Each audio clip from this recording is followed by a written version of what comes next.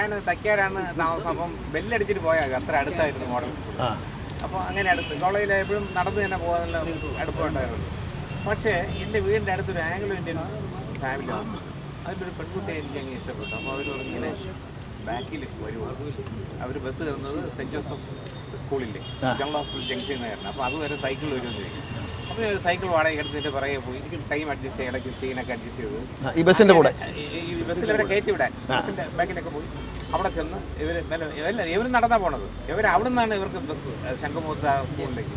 അങ്ങനെ ഞാൻ general hospital ജംഗ്ഷനിൽ അവർ നിൽക്കുമ്പോഴത്തേക്കും സൈക്കിളിൽ ഇങ്ങനെ പോകുമ്പോൾ ആ ജനറൽ ഹോസ്പിറ്റലിൽ കാലിൽ പ്ലാസ്റ്റർ ഇട്ട ഒരാൾ നടന്നു.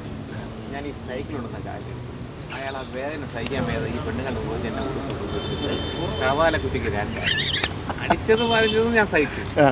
എന്നെ ചതിച്ചത് ട്രാൻസ്പോർട്ട് ബസ്സിലെ കണ്ടക്ടറാണ്. ഈ അടി കഴിഞ്ഞിട്ട് ഇയാൾ എന്നെ സൈക്കിളിൻ്റെ 2 ട്യൂബ് ഇറക്കി വിട്ടിട്ട് തിരുവനന്തപുരം ഭാഷയിലുള്ള വെള്ളക്കുള്ളികൾ മുഴുവൻ വിളിച്ചു. എല്ലാ പെണ്ണുങ്ങൾ കേൾക്കുന്നു. സൈക്കിളിൽ 2 കാറ്റും തോന്നുന്നു. ഞാൻ തിരിഞ്ഞപ്പോൾ ബാഗിൽ വരുന്ന ബസ്സിൽ നിന്ന് കണ്ടക്ടർ മേഘനാഥൻ എത്തി നോക്കുന്നു. അച്ഛൻ നമ്മുടെ വീടിൻ്റെ അടുത്ത് വന്ന അച്ഛൻ്റെ ഫ്രണ്ടാണ്. അയാൾ വീട്ടിൽ ചെന്ന് പറഞ്ഞു കൊടുത്തു. എല്ലാ ഹോസ്പിറ്റൽ ജംഗ്ഷനിൽ അടി വാങ്ങിക്കുന്നുണ്ട്. പെണ്ണുങ്ങളുടെ പുറകെ പോയിട്ട് അടി കൊടുത്തു സൈക്കിളിൻ്റെ കാറ്റ് പോലും. അങ്ങനെ എന്നെ KSRTC ചതിച്ചിട്ടേ ഉള്ളൂ.